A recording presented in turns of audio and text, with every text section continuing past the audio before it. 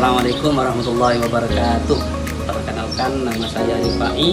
Saya adalah guru mapel akidah akhlak di Madrasah Aliyah Nurul Qadim, Probolinggo, Jawa Timur, sekaligus mahasiswa PBG Darjab BIT 1 tahun 2025 di LPTK Win Salatiga.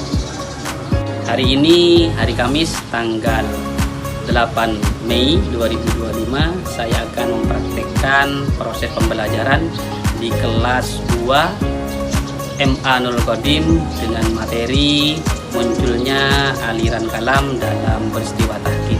Berikut adalah video booking saya. Assalamualaikum.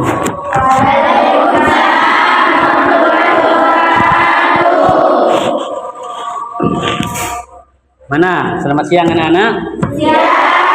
Alhamdulillah kita bisa bertemu kembali dalam KBM pada saat sekarang ini. Gimana ini? Masih semangat untuk belajar? Ada yang ngantuk atau gimana? Baiklah, sebelum kita mulai, silakan ketua kelas memimpin doa bersama untuk belajar bersama. Silakan ketua kelas. Bismillahirrahmanirrahim. Rabbi shrah li sadri wa yassir li amri wahlul 'uqdatam min lisani yafqahu qawli. Rabbi zidna ilma warzuqna fahma. Amin ya rabbal alamin. Bismillah.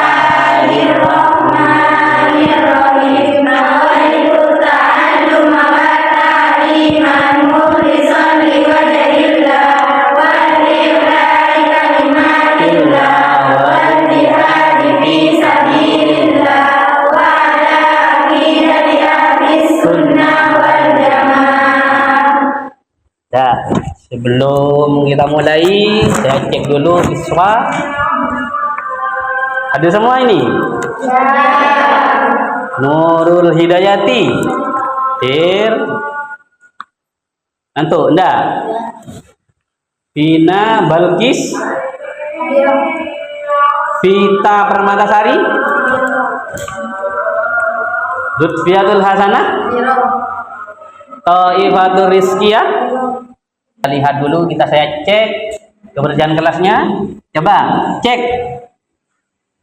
sekeliling kalian, apakah masih ada sampah? Kalau ada sampah, kalau ada, kerapiannya dicek. Apa sudah berkawas kaki? Sudah. Ada yang pakai ikat? Pakai. Kemudian pada pertemuan kali ini kita akan belajar bab yang baru, yakni tentang masalah ini.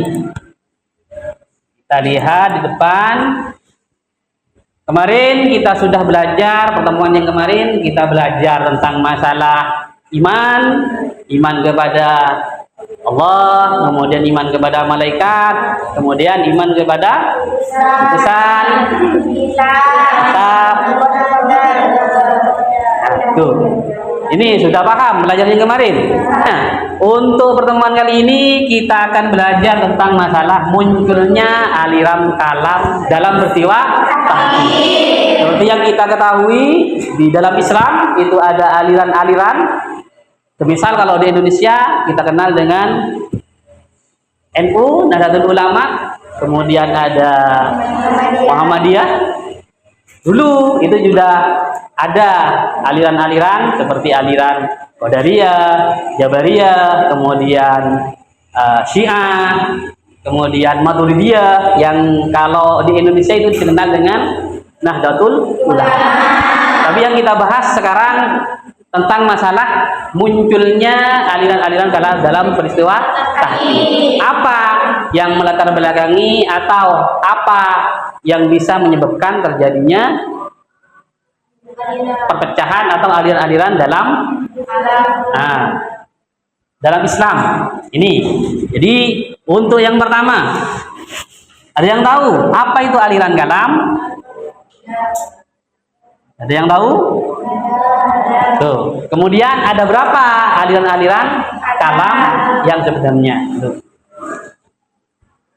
Kita akan membahas tentang masalah yang pertama.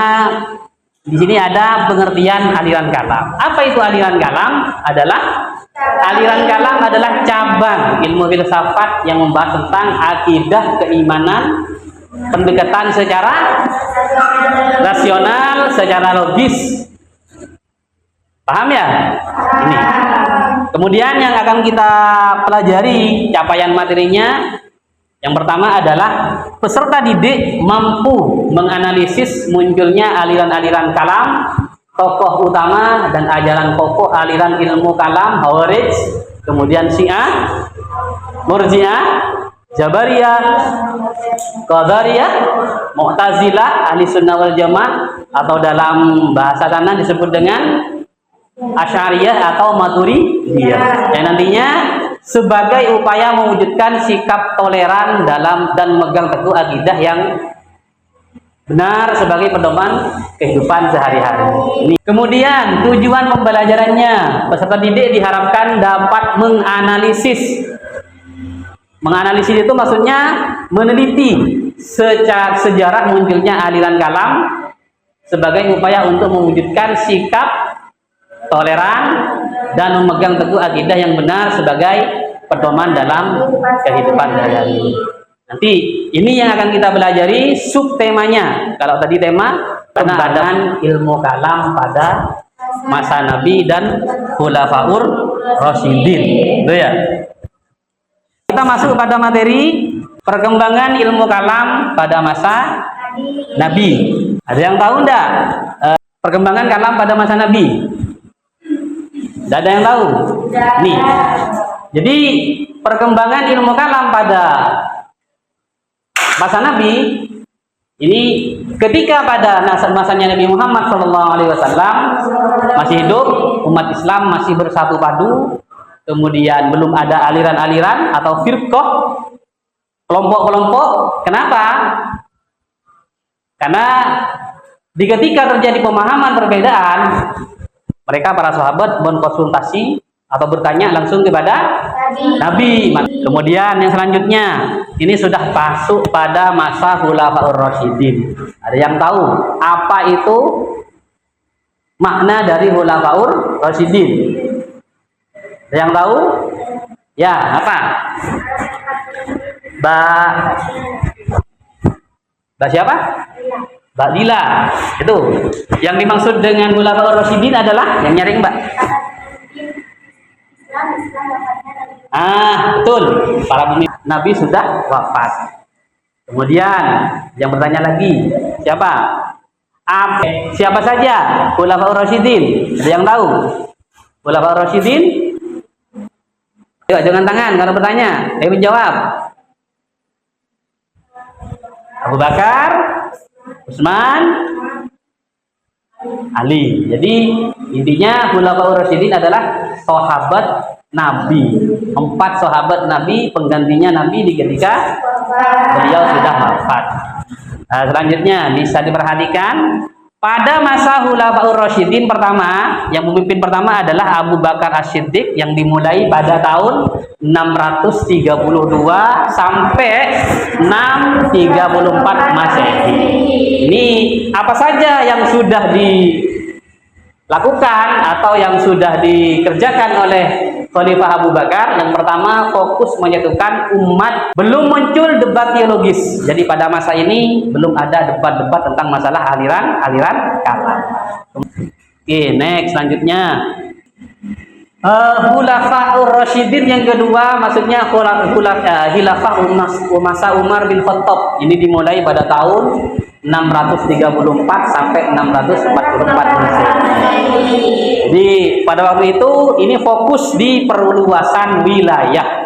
Kemudian sudah mulai ada interaksi dengan budaya dan agama lain. Jadi tidak monoton, tidak hanya dengan orang Islam, tetapi sudah berinteraksi dengan agama lain. Menegakkan syariat dan menjaga kemurnian akidah. Kemudian sudah mulai penalaran nakli. Nakli itu maksudnya tekstual, Al-Quran, kemudian hadis, dan masih dominan, masih belum menggunakan apa? Akal ya, masih menggunakan Al-Quran dan hadis. Kemudian selanjutnya, kontribusi Umar itu apa? Di sana memperkuat identitas keislaman dan konteks sosial politik. Jadi yang diperkuat adalah tentang masalah politik. Kemudian selanjutnya, awal mula penerimaan rasional dalam Islam. Untuk khalifah yang ketiga, masa Utsman bin Affan. Apa yang sudah dilakukan oleh Sayyidina Utsman? Stabilitas awal, konflik di akhir masa pemerintahan. Kemudian kodifikasi Al-Quran. Jadi di Quran itu ada namanya Rasam Utsmani. Maksudnya Rasam Utsmani adalah Al-Quran versi Sayyidina Utsman. Karena semua pada waktu itu dikumpulkan. Ini inisiatifnya Sayyidina Utsman. Kenapa? Karena pada waktu itu para sahabat yang hafal Quran itu sudah banyak wafat. Karena khawatir ini Quran akan hilang, maka oleh Sayyidina Utsman dikumpulkan, kemudian dikodifikasi sebagai dasar diskusi dialogis. Kemudian pendekatan rasional berkembang. Sama. Nah, ini. Yang selanjutnya, benih perpecahan teologis sudah muncul antara kaum Khawarij, Syiah, Ahli Sunnah.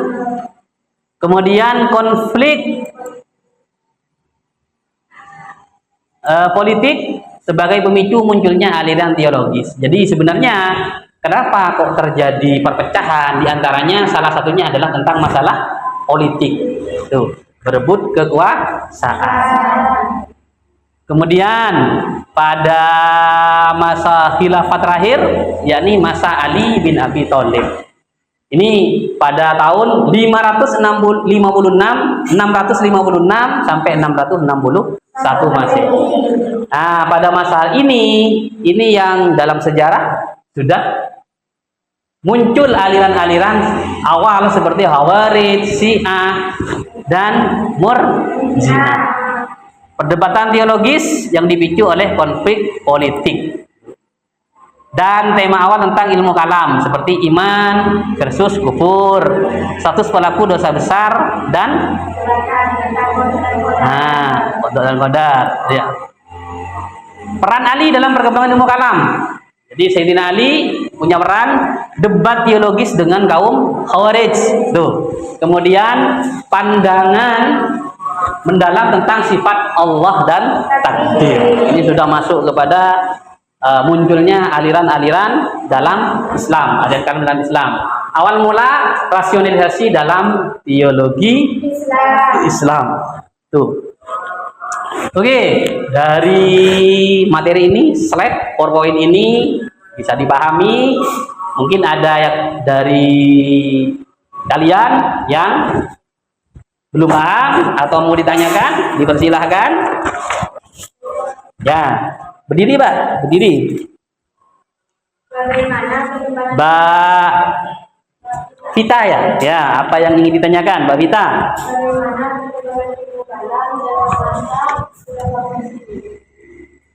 Bagaimana perkembangan ilmu kalam dalam masa Khulafaur Rasyidin? Oke, terima kasih.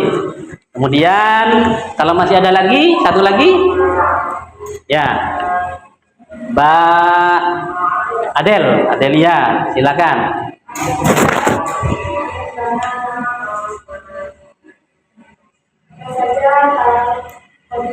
Ya, apa saja kontribusi? Siap, tuh. Jadi yang ditanyakan pertama adalah apa tadi, Mbak Vita? Bagaimana perkembangan ilmu kalam dalam masa Khulafaur Rasyidin. Kemudian yang kedua, apa saja ya? Apa saja kontribusi para Khulafaur Rasyidin dalam perkembangan ilmu kalam. Oke. Ini dua pertanyaan ini akan menjadi bahan diskusi karena kita akan membentuk diskusi seputar apa yang sudah dijelaskan tadi. Kan punya buku semua ini. Nanti kalian diskusinya bisa ambil materinya dari buku, kemudian apa itu slide itu ya yang saya kasihkan. Silakan kita bentuk kelompok, pilih anggotanya masing-masing, satu kelompok 5 orang itu ya. Silakan kelompok. Agak jauh.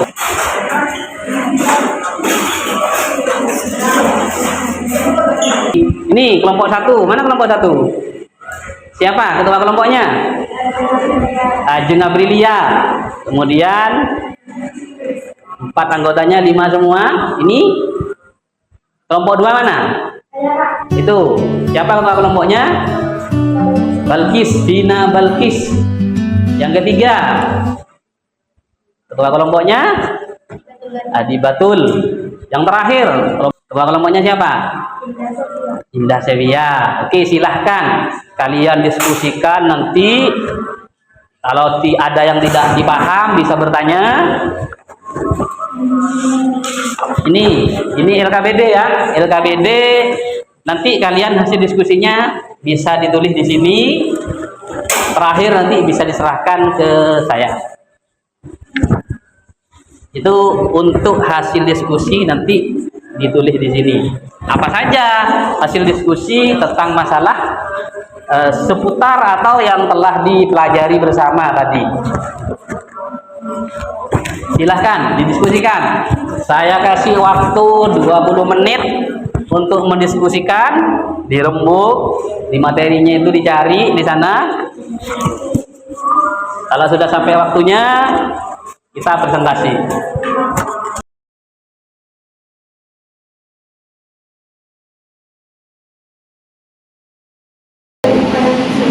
Belajar dulu.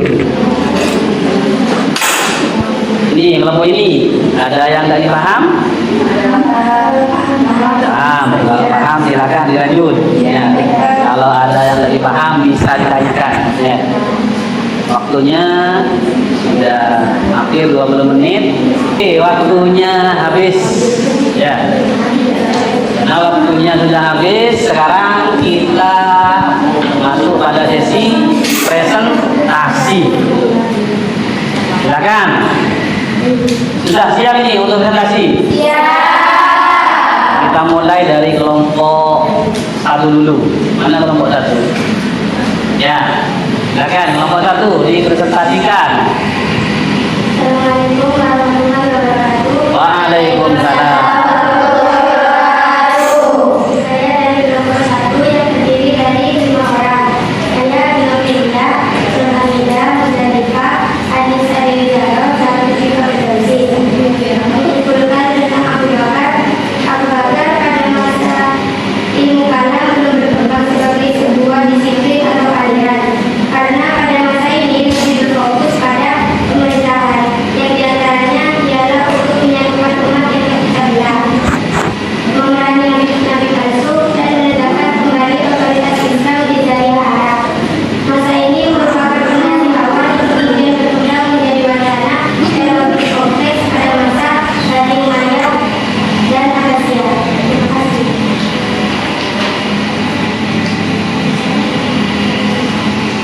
Mungkin dari kelompok lain ada yang mau ditanyakan?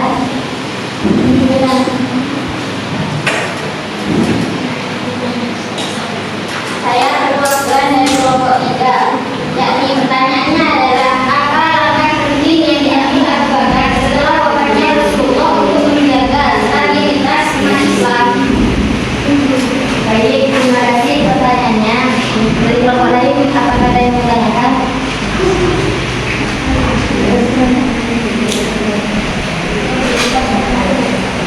Sebenarnya saya jawab.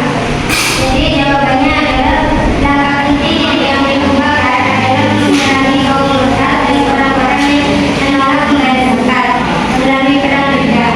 Dia juga mengirim pasukan bersama Abu Bakar ke negara Syam sebagai anjuran dari misi Rasulullah. Selain itu, ia memulai pembukaan Al-Quran untuk menjaga keasliannya. Langkah-langkah ini menunjukkan kecerdasannya dalam menjaga kesatuan dan ajaran Islam.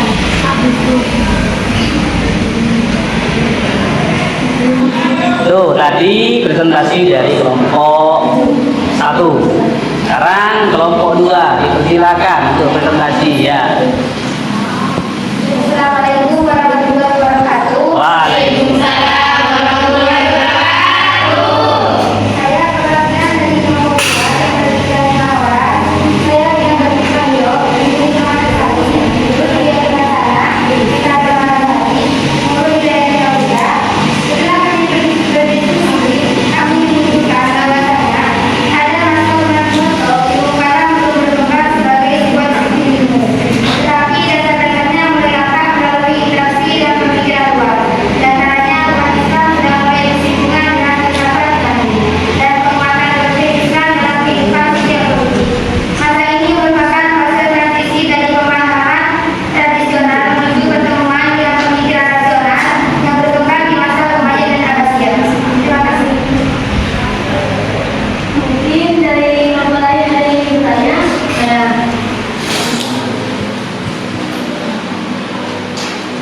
Saya dari kelompok 1 mau bertanya. Sebutkan 3 kebijakan penting yang diterapkan umat di kelompok dalam pemerintahannya. Lalu kita jawab. Jawabannya adalah 3 kebijakan penting umat di kelompok adalah: 1. Membentuk sistem administrasi pemerintahan seperti dewan atau lembaga administrasi negara. 2. Membentuk pengadilan dan bahkan hakim untuk menyelesaikan sengketa rakyat. 3. Membuat bagi-bagi kekayaan di bawah pemerintahan. Umat tinggal di tengah sangat adil dan memperluas wilayah Islam secara signifikan. Terima kasih. Itu tadi dari kelompok 2. Wah. Sekarang bagiannya kelompok 3. Mana kelompok 3? Ini. Silakan kelompok 3. Saya perwakilan kelompok 3 yang terdiri atas 5 orang. Saya juga 5, Iza Anafi Izatul Dania, Kaimat Beresia, Siti Soimatul, dan Putri Najila. Jadi kesimpulannya di sini ialah ada masa pemerintahan Utsman, perkembangan ilmu kalam masih berada dalam masa awal dan terbentuk sebagai institusi ilmu formal. Ilmu kalam belum muncul secara formal, namun gejolak sosial politik yang menyebabkan munculnya perpecahan teologis mulai terbentuk. Peristiwa politik di masa ini sangat berpengaruh terhadap perkembangan aliran-aliran kalam di masa setelahnya, khususnya pada masa Ali dan setelahnya. Mungkin dari teman-teman ada yang ingin ditanyakan. Apa kontribusi Utsman apa terhadap kelestarian Al-Quran? Baik, terima kasih. Mengajar kami di sini yang akan dibahas. Jawabannya ialah kontribusi besar Utsman bin Affan adalah menyatukan bacaan Al-Quran ke dalam satu mushaf standar, yakni mushaf Utsmani, untuk mencegah perpecahan akibat perbedaan bacaan di berbagai wilayah. Ia menyebarkan salinan mushaf tersebut ke berbagai daerah kekuasaan Islam. Ini menjadi dasar Al-Quran yang kita baca hingga sekarang. Kelompok 3 tadi. Sekarang kelompok terakhir ya. Ini kelompok paling terakhir. Silakan presentasikan yang sudah diberikan. Assalamualaikum warahmatullahi wabarakatuh. Waalaikumsalam. Saya dari kelompok 4 yang menyampaikan terdiri dari saya dan menyambung untuk mengetahui adanya isi dan motivasi. Setelah berdiskusi, kami menentukan bahwa masa pemerintahan adalah awal mereka baginya ilmu kalam. Itu belum menjadi ilmu yang tersebut, aliran-aliran teologis seperti Qawaid, mungkin sekarang memahami dan cinta, mulai berpindah.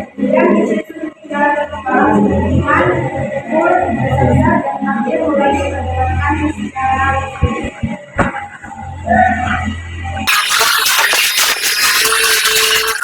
Karena diskusinya sudah selesai, ini kita sudah masuk pada akhir.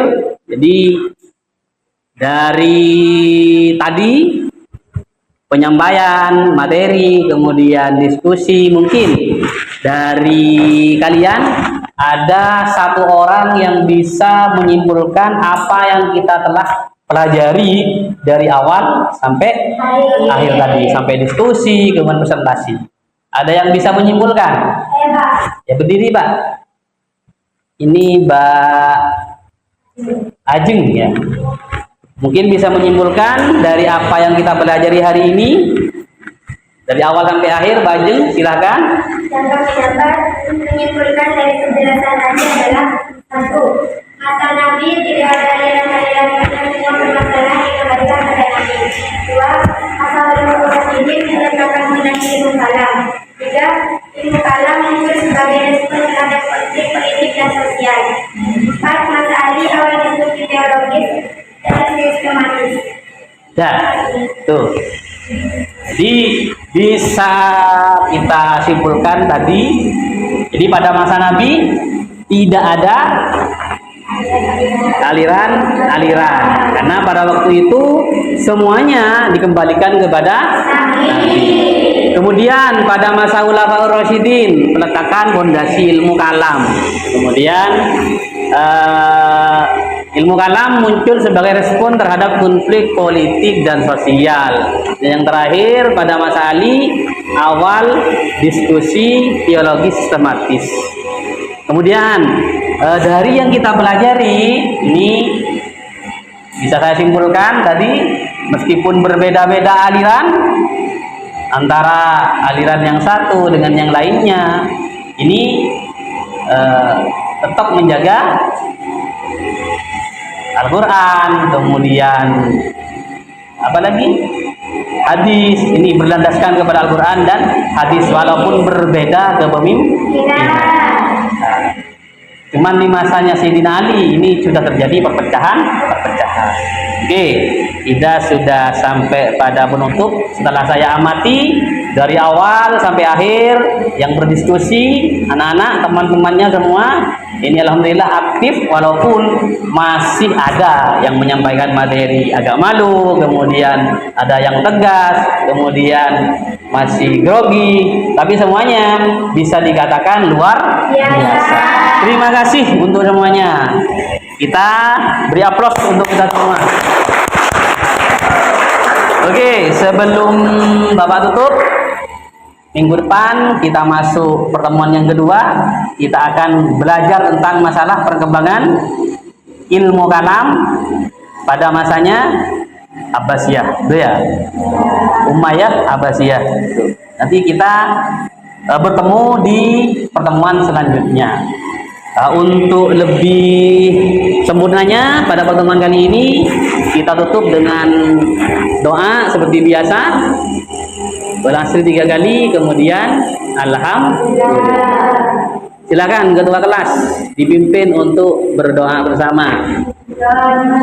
Bismillahirrahmanirrahim. Wal asri innal insana lafi khusri illa alladziina aamanu wa 'amilus sholihati wa tawassaw bil haqqi wa tawassaw bis sabr. Bismillahirrahmanirrahim. Wal asri innal insana lafi khusri illa alladziina aamanu wa 'amilus sholihati wa tawassaw bil haqqi wa tawassaw bis sabr. Bismillahirrahmanirrahim. Wal asri innal insana lafi khusri illa alladziina aamanu wa 'amilus sholihati wa tawassaw bil haqqi wa tawassaw bis sabr.